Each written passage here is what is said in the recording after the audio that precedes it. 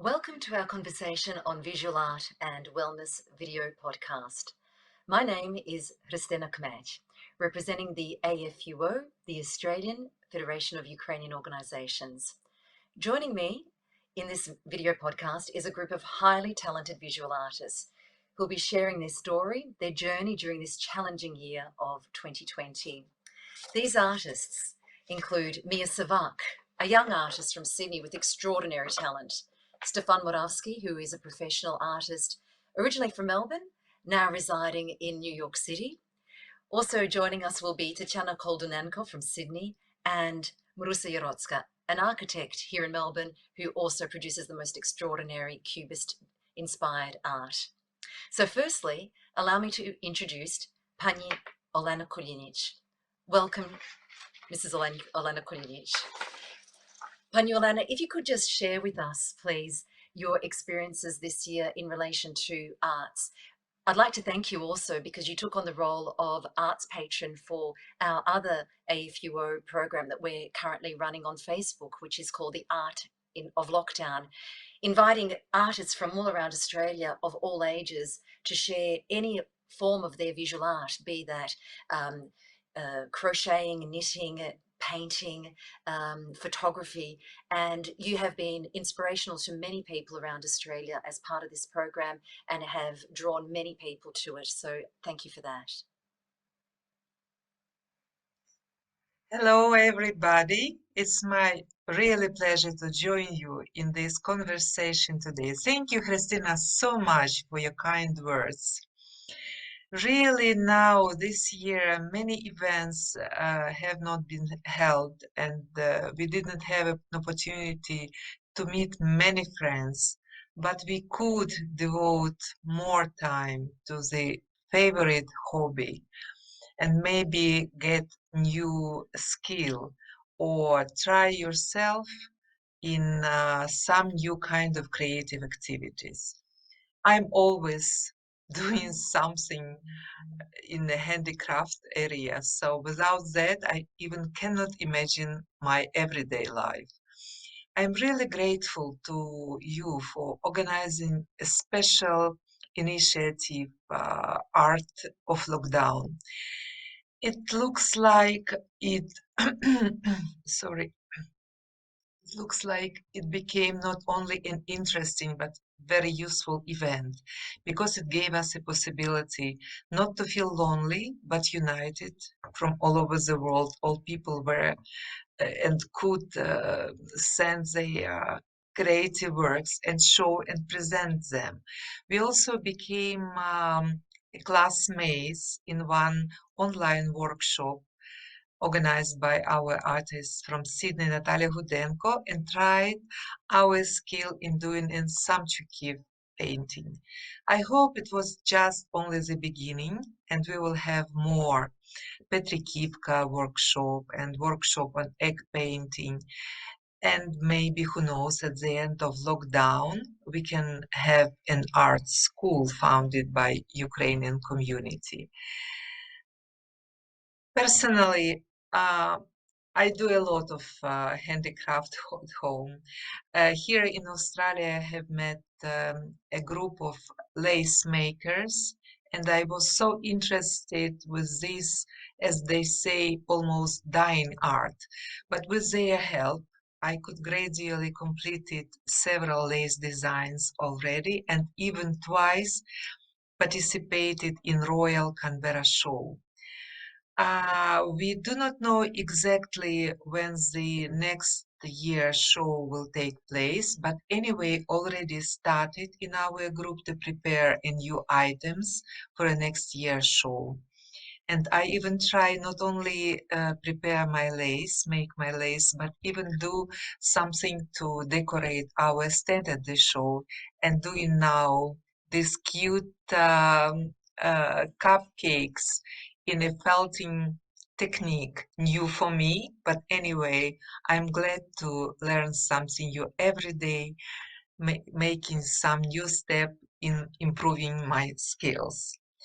With all my heart, I wish I wish everybody strong health and good luck and success. Let us support each other, let us inspire each other. Thank you, Panyu Olana. So that was such a beautiful and inspirational sharing of your emotions and your talents. Thank you very much. And of course, this program and this podcast is part of a wellness initiative that we have for the AFUO. We are focusing on mental health and well-being, and of course, the visual arts are very important in that role. And as it is for myself, I can only imagine that it is very much a part of your life in maintaining wellness. Absolutely. Agree, absolutely. As I told, it gives a lot of joy.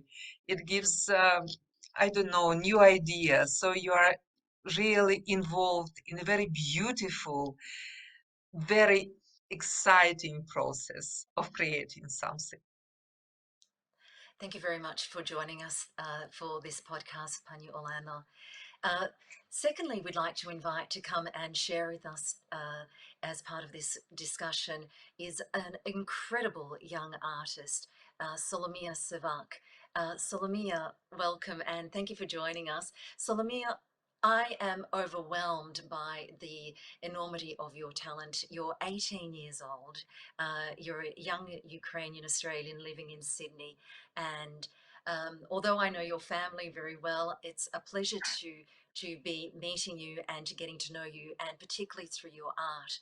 Now, of course, this is a very challenging year, 2020, particularly for a young 18-year-old who's trying to study and maintain social networks and maintain well-being as well, and still the art that you're producing is extraordinary. Could you share some of the influences that you're having this year on your art? Thank you for having me tonight. So through my artwork, I'm very inspired by a lot of impressionist painters like Edgar Degas and Manet, but also finding inspiration at places like my Bobba's house, who has so many knickknacks and random objects, which is just so unique and inspiring. And even artworks like um, the reply of the Zaporizhian Kozakieva Ilya Repin, like all the textures and the vibrancy of the colors and just all the action within one flat 2D plane really inspires me in how I want to represent people and flowers and whatever I paint. Some like even my own background is a huge inspiration to my art making. Um, like I'm really interested in traditional costumes, and I did a series last year where I painted some friends after Ukrainian dancing in their costumes. Even though they were wearing full Ukrainian costumes, they'd be wearing shorts underneath. And it was all about this interconnectedness between Australian and Ukrainian culture, and how, as young Australian Ukrainians, it's tough finding an in between and living as an Australian, but also trying to find that connection to our heritage. And I'd really like to expand that series, and just it's so fun painting all the colors and textures and of traditional Ukrainian costumes. Thank you, Salomia. And Salomia, in regards to wellness, how are you managing this year? Because it is a year that's we've been in and out of lockdown. Is that has that given you time to actually produce art, or have you found it more challenging emotionally because of that? I feel like this year has been a lot harder on my art making. Even uni, which I'm studying visual art, it's been harder to connect to my peers and the teachers. And at home, I feel burnt out and just tired from making art at school and then coming home and having no motivation to make my own personal work. However, at the same time, I get these surges of inspiration from being alone and going out in nature within this very busy yet isolating time. So on one hand, I feel like it's affected my art making in a negative way, but also has allowed me to flourish in different areas. That's extraordinary. Well, Solomia, I look forward to watching your career. Your talent is simply extraordinary. I'm blown away. I look at the detail. I draw stick figures. I can't do anything what you can do, and I'm very humble to say that. But what you do is truly, truly inspirational. Congratulations on the art that you produce. Thank you for sharing it to the Australian Ukrainian community and also wider. Щиро дякую. Now I'd like to invite a dear long-time family friend, if I may introduce you as such, Stefan Moravsky, who is a professional artist, originally from Melbourne, from hence we all come, and now residing in New York. So to put this in perspective, as we're recording this, it's evening in Melbourne and it's very early in New York while we're doing this. So thank you, Stefano, for your time and for your contribution to this podcast on wellness and visual art. Stefan, congratulations on your career in New York. It's quite extraordinary to see what you produce, the variety of artwork that you produce, not just in theatre set design, but also your photography that you do share with your family and friends on social media, and also your actual creative visual arts through drawing and illustration. Your influences are varied, and it's quite extraordinary to see just how your star has shone since your move to New York. So congratulations. Please share with us in this group some of your influences, how you maintain your wellness, and also how you manage to produce in this challenging year. Thank you so much, Jacinta, and thank you so much for having me. It's a real honor. But yes, it's been definitely an interesting year for, I think, many of us. And I think for me, most of my artwork and most of my design is collaborative.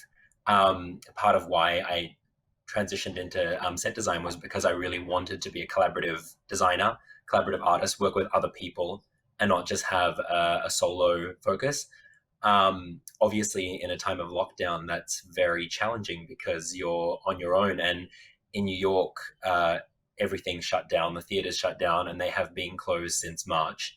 So basically, the industry is sort of sleeping at the moment. And it's been very frustrating to watch all of your friends and colleagues suddenly be unemployed. And that's been challenging for sure. And, you know, we're all freelance artists, so we're doing a variety of different things. Even for myself personally, I had an opera in Miami that was canceled, and 2 operas in Hawaii that were postponed. So we have to see if they ever surface again.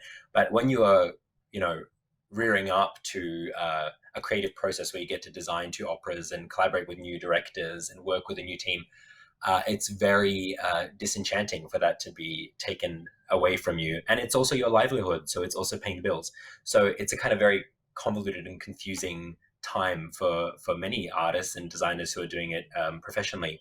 Having said that, though, I'm lucky because I also have some commercial work, and I work also freelance during the week, about 4 days a week at Tiffany & Company, the jeweler, and I work on the team that does their global windows creative visual merchandising designs.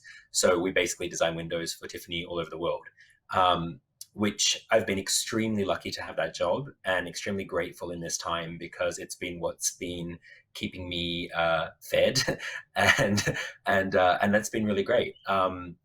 Most of my collaborators don't have that other job, so for them it's been hard to be on unemployment. And obviously, as a foreigner on visas in the United States, we don't have access to the benefits that other people would have. So I guess my word for this lockdown has been gratitude. I've just been very grateful for the fact that I'm still working, that I'm still creating. And I've been lucky enough that I still have one set design project that I'm managing, actually with Chedamosh Ukrainian Dance Company in Canada. So we're still going ahead, and we're in the process of building my set and managing the set. So that's been really exciting, and I feel like I've got a lot to be grateful for at this time, for sure.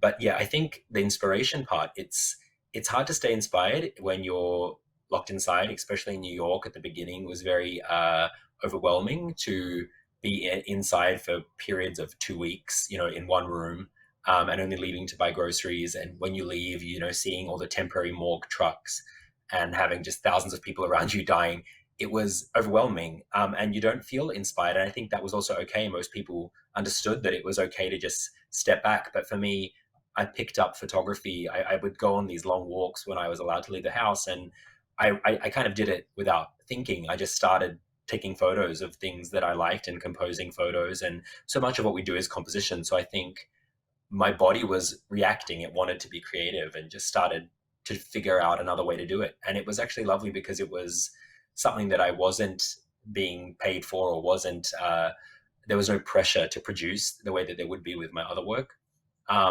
And so it was really actually something that I would say really contributed to my wellness, to be able to go out and just be creative and share that art. And I think that was what I realized, was sharing was a big component, being able to put it out there on social media, having friends see it, enjoy it. It starts conversations, which, in turn creates connectedness. So yeah, but even with the set design stuff and the Tiffany stuff, there are days where you wake up and you're just like, same as Solomia was saying, you're just totally burnt out, and you're being forced to produce. And I think for me, I just make sure that I'm walking. Sometimes I'll kind of ritualize the event and light a candle or something, and just kind of sort of ask the muses for inspiration, or just create space around the design, around the time. Read all the little luxuries that you can do for yourself, incense or candle or the music that you like. Just surround yourself with stuff that's going to inspire you. And it's hard to do that in a non-authentic way, and sometimes you just need to go out into the world and look for different sources of inspiration. So yeah, I think that although sometimes producing in a time of a pandemic can be very anxiety inducing, a lot of the things that I read about anxiety, will say that anxiety literally occurs when you wish that things were different. And I think for me, that's been a real important mantra, to understand that, I need to accept that things are how they are, and I need to be grateful for the time that I have, and try and keep tapping into this art of creation, which is such a powerful thing that you can do, creating something from nothing and taking the world around you and showing it to other people. So I think that's been my focus, is just to realize that, we can't control everything, but the things we can control, we should just keep trying to control. Thank you, Stefan. One thing that you've just touched on is a catchphrase that we've been using for the art in lockdown, which has been community, connectivity during COVID 2020. So that's exactly what you need to do. We need to stay connected. Art is doing that. Creativity is doing that. The strength of our community throughout Australia and worldwide is extraordinary. So thank you for joining us in this conversation and sharing so much of your wellness techniques and a personal insight into your life in New York and as a creator. Thank you, Stefan. My pleasure. Thank you, Sam. I'd like to welcome also to our conversation is Tatiana Koldunenko. Tatiana is an extraordinary artist. Tatiana, the immensity and the diversity of your art is, I look at what you produce from the professional work, like, for example, the front cover of, and the work that you did on the AFUO book that has just recently been released, Ukrainians Down Under. Congratulations on that. That's an extraordinary project that you were involved in. Could you tell us a little bit about that before we then talk about perhaps some of the other art that you've produced and the influences that have been on you during this year? This book was born 2 years ago, and it has been a very long process. We try to involve as many people as we can and give all of them equal opportunities. And we try to present Ukraine in the best way we could, with the best photos, with the best layout, with the best symbols that represent Australia. And I think we succeeded in it. Everyone is happy with the book. I hope the next edition, if it will happen, will have more organizations involved, more people involved, and we will show more about this incredible Ukrainian Australia. The book called Ukraine Down Under, or Українці Австралії. It's in 2 languages, in Ukrainian and in English, and about each Ukrainian organization in Australia in different states. We have 200 words in Ukrainian and 200 words in English, with some beautiful, colorful photo illustrations to the topic. It was a pleasure to work together with a team of such a professional people, with Darka Senko and Marko Pavlishin, Professor Marko Pavlishin, who edited the book. My job was only design and the cover, and help everybody to get technically present this information. But it was a teamwork, and it was a real pleasure to work with such a professional team.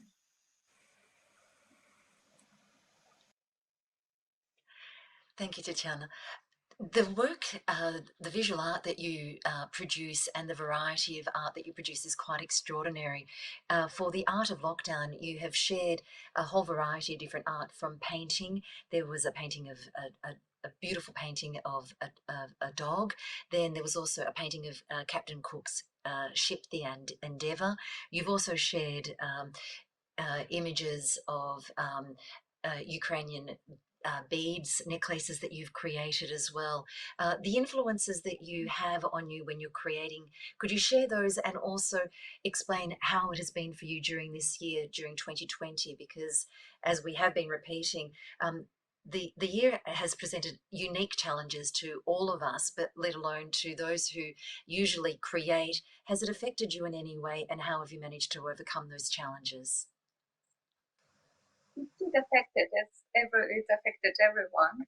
I work as I earn money as the graphic designer and illustrator, and the amount of clients diminished, so I had more time. I didn't have any community events to run around, so I had more time, and I use it as an opportunity, not as a restriction, but as an opportunity to learn something different, to do something, to finally fulfill all the plans that I had. For example, 2 years ago, Pani Olena asked me to be a curator of Vyshyvanka fashion show, old Ukrainian traditional costumes show in Canberra, in National Art Gallery for the diplomats. And we did it then in Sydney, then we did it in Canberra in 2019. And we were planning to do it in 2020. And for this show, I was not only coordinating the models and organizing it, but I also was doing the headgear, the Ukrainian wreath, and the jewelry. And I was researching it.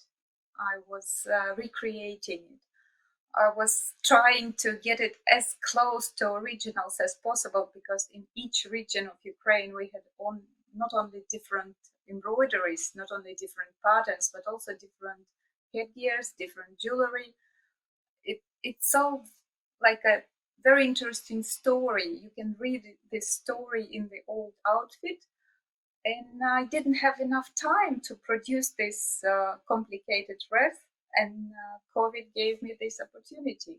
I am really, really lucky to have a team, my friends who are like-minded, who are also interested in this topic, like Larisa Bogdanova or Roxalana Mishalova or Tanya and Sofika Vidborn. During this lockdown, we were meeting in the park and trying to create something from nothing. Like, we finally found that we have some sets, some pieces from Podillia region, and we decided, instead of a big show in New South Wales Parliament, we just do a small video, at least something. And for this small video, I created this headdress,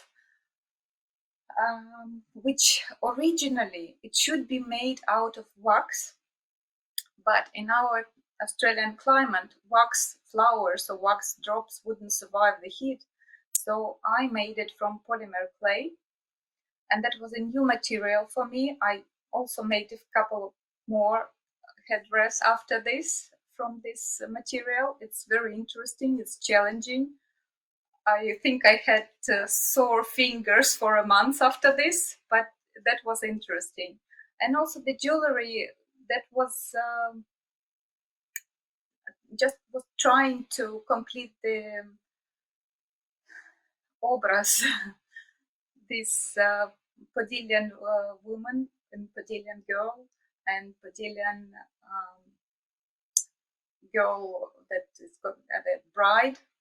So we were talking about different stages of life and different outfits that a Ukrainian woman would wear in just one particular region.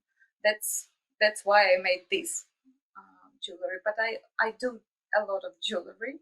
I love it, and most of it is gone, but some of it is still there. I do make photos of all of it just to have at least a reminder of it. I was trained as a classical painting schools, as a classical artist. I was born in Kiev, and I went to art school and then to art academy, and then I was studying in Italy and then here in Australia as well. But I was always interested in folk art, and that's what drew me to Petrikivka. And COVID gave me the time to work on it more and the time to enjoy it. And really, when everything is so unstable and so uncertain and you don't feel confident in the future, the art gives these personal projects, they give me some kind of confidence in that at least in one piece of paper I am the master and I do it in my way. And that makes me feel a little bit happier. Thank you, Tatjana. And that's what we need, to feel happier, because there are so many challenges at the moment. Thank you for sharing your story, the influences, the challenges that you have.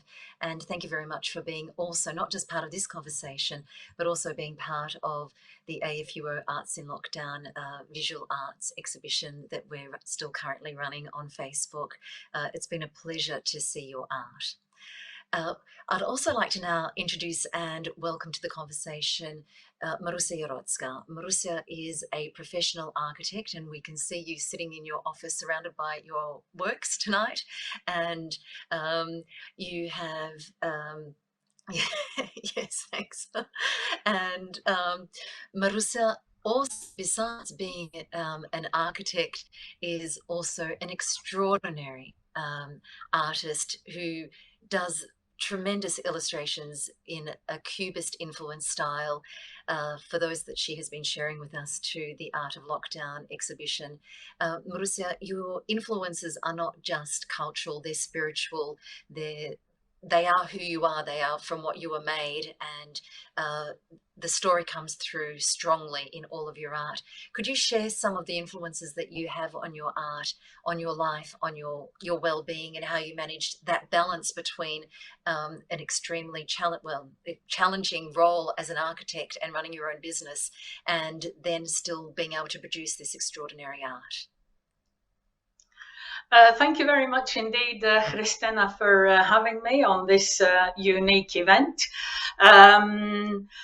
The first time I was exposed to Cubist art, I can still see that occasion. I was studying at Manchester University, and one weekend, our student group, we flew over to Rotterdam. This was 1970, and walking through the Rijksmuseum, there were some Picasso paintings on show. And then in the corner, I noticed a drawing, and there was a sculpture on a podium. And I was drawn to this for some unknown reason. And when I read who the artist was, it was Alexander Archipenko, born in Kyiv. And I thought, wow, who the hell is this guy? And then when I read about his biography, basically Archipenko was to sculpture what Picasso was to modern painting. And I thought, wow, I'm really proud of this guy. Here's a Ukrainian who's basically made it, in the Cubist world. He exhibited with Picasso and all the other Cubists, and then emigrated to America, and the rest is history. So he's really been a leading thread in my life as far as creativity goes. And probably what we had in common, he basically lived in Europe and then emigrated to America. I was born in England, worked in Europe and landed in Australia, and was never born in Ukraine. However, for some unknown reason, that strand of, Ukrainianism, it just comes through in everything that you do. Ukrainian being the sort of first language, Otche Nash being the first that you learn, and then the songs, obviously the dancers and the red boots and the vinochke and the bandura, all of these influences. I don't know whether you can't deny them, they never go away, and with whatever you actually create, I believe that Ukrainian DNA keeps coming through. And throughout my artistic career, I can't call it a career because I really just paint for a hobby. It's basically a de-stressing mechanism for me. And I've always tried to explore that Ukrainian connection in my art, but always within a style of cubism, minimalism, monochrome. My favorite colors are black and white, and my Chernobylska Madonna and Madonna Holodomoru, black and white have always been my key colors.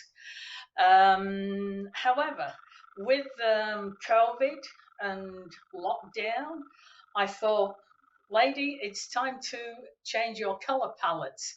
So even though we're living through very challenging times, and maybe the colors for these times would be more akin to black, I went onto a color palette of orange, red, and yellow and gold. Because for me, those colors represent brightness, they represent hope, they represent strands of happiness and vibrancy.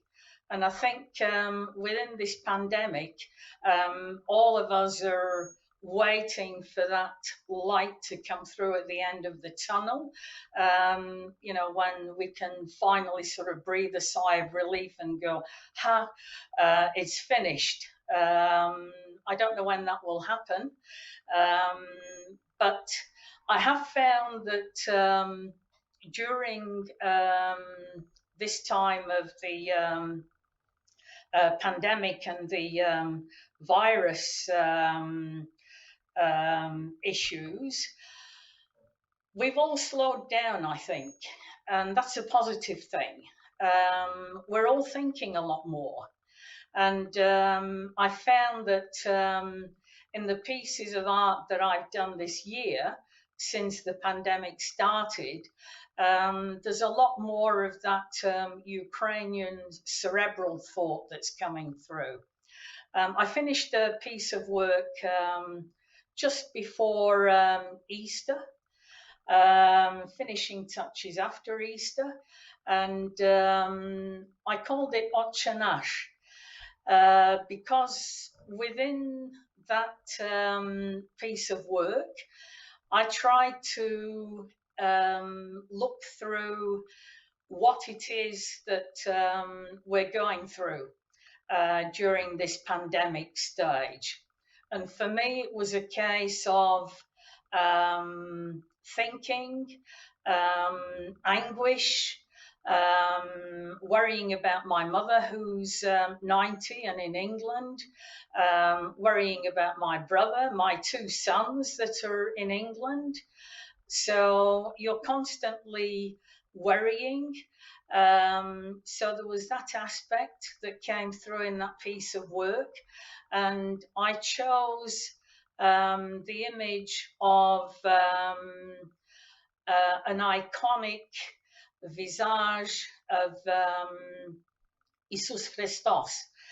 And within that image, you can see a cross, and that basically represents everybody's path in life. Life is always a mixture of cross, clouds, sunshine, rays, hope. And I think this all sort of comes through within, the parameters of the pandemic. And another thing that really hit me at Easter, because we were connected in the church through the YouTube Vidprave, and I always like to go and listen to the singing at Mikhailovsky Sobor, and the Patriarch there, Epiphany, he mentioned that even at Easter, we should not forget about our Ukrainian people who are still at the front, those people who are still caught up in turmoil in Donbass and Luhansk. And that stayed with me, and I thought, how can I bring that message into this painting of mine? So if you look at the Ochanash and have a look at the hands of our Christ figure there, you will see that where you've got the red marks of the blood that came out from the nail marks, around there are two trezube, the tridents, and that is basically, again, that symbolism and things that affect you in your thinking when you're connecting with Ukraine. There are always issues, and how do you think about them, and how do you express your hope that things will get better? And just above those two trezube, you can actually see a yellow golden cross, and that is basically a symbol of resurrection. There is hope, there is a future, and it will be bright, and it will be bright for all of us, and it will be bright for all of our compatriots in Ukraine. So, in a sense, I probably welcomed this coronavirus for the slowing down, for the sense of analysis that it's instilled in us. It's basically told us to stop for 1 minute, and then reassess your values, reassess where you're going, reassess your priorities, And I think above all, reassess what is precious for you and what it is that makes you you. And art for me is always a canvas, a palette, where I can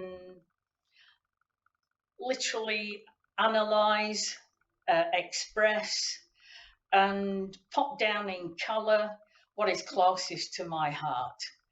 And I've always got those strands, those lines that take me to Keyu, to Ternopil, to gorgeous Lviv, and to my favourite Mikhailivsky Sobor. Дякую. Marusia, Gyakyo, you have captured so many of our emotions and feelings and thoughts that are dear to all of us and brought it all together so succinctly. Your art is extraordinary. The influences are influences on us in our daily lives as Australian Ukrainians, and you bring it together beautifully in your art. So thank you very much. And we are thankful that Hosbelboch has given you this talent to be able to share his message, your messages through your art. So thank you, Marusia. Thank you to all of our contributors in this conversation. It's been a delight to speak with all of you, to hear from all of you, and to hear your stories, your influences, and continue sharing and continue all your beautiful work. And please stay well. Thank you for joining us.